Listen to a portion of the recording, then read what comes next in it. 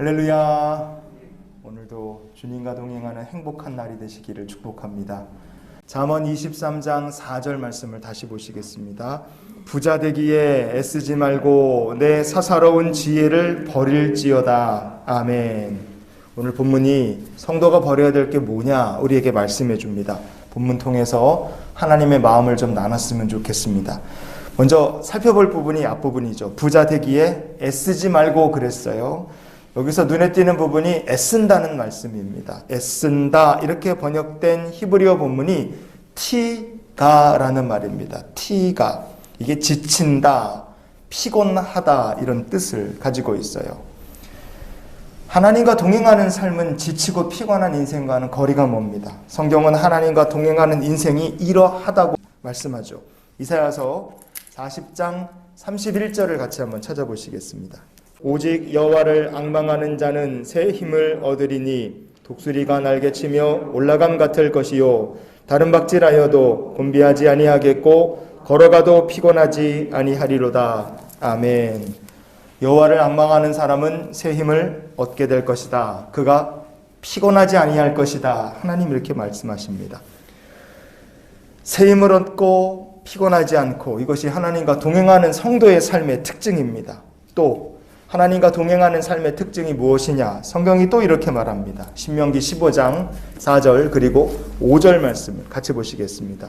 내가 만일 내 하나님 여호와의 말씀만 듣고 내가 오늘 내게 내리는 그 명령을 다 지켜 행하면 내 하나님 여호와께서 내게 기업으로 주신 땅에서 내가 반드시 복을 받으리니 너희 중에 가난한 자가 없으리라. 아멘. 하나님과 동행하는 인생은요 반드시 복을 받습니다. 이건 제 얘기가 아니라 성경에 적혀 있죠. 말씀을 듣고 그 명령을 지키고 행하는 자들 가운데 가난한 자가 없을 것이다. 그렇게 말씀합니다. 하나님과 동행하는 삶, 이사야서 신명기서 말씀을 보면서 우리가 뭘 알 수 있습니까? 하나님과 동행하면 새 힘을 얻습니다. 피곤치 아니합니다. 반드시 복을 받습니다. 그리고 가난한 자가 없을 것이다. 성경이 이렇게 말합니다. 이런 것들을 볼 때 하나님과 동행을 하는 성도의 인생이 부유해지고 복을 받는데 그렇게 되기 위해서 지치고 피곤할 이유가 없는 겁니다. 그렇죠? 그러면 어떤 경우에 사람이 부자가 되려고 애를 쓰지만 결과는 하나도 없고 지치고 피곤한 일만 생기겠습니까? 사람이 하나님의 인도하심이나 도우심이 아니라 자기의 사사로운 지혜를 의지할 때입니다. 오늘 본문에 보면 내 사사로운 지혜를 버릴지어다 그랬어요. 사사로운 지혜를 버리라는 겁니다. 그걸 가지고 애를 써봐야 아무 소용 결과가 없기 때문에 그래요. 애쓴다 이렇게 번역된 히브리어 본문 티가라 그랬죠. 이 티가라는 말씀이 성경에 두 군데 나옵니다. 하나는 오늘 본문이고요. 또 하나는 여호수아 7장 말씀입니다.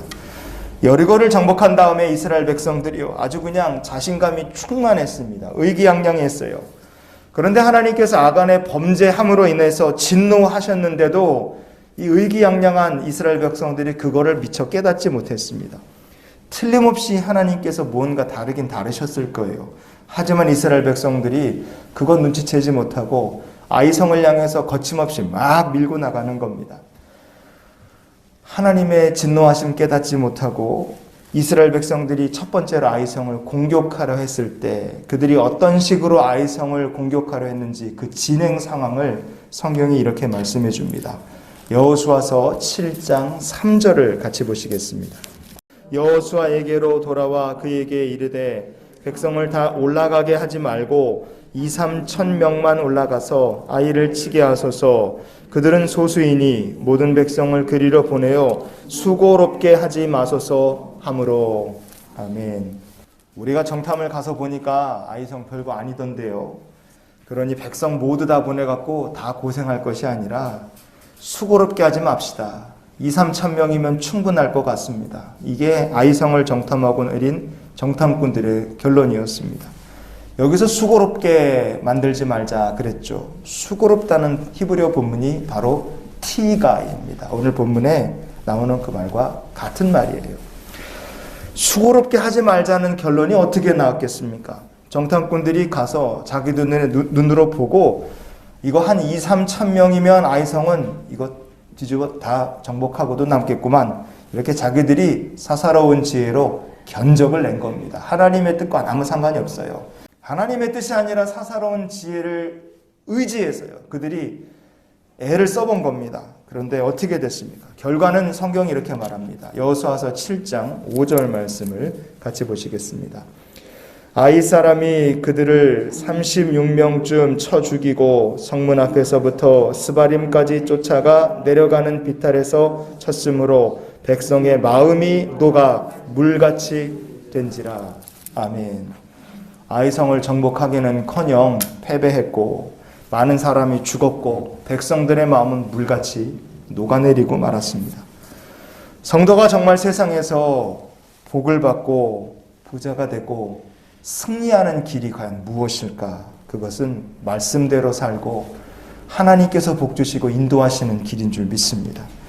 그러니 우리가 이런 기도로 오늘 한날의 삶을 살았으면 좋겠어요. 하나님, 오늘도 의의 길로 인도하여 주시옵소서.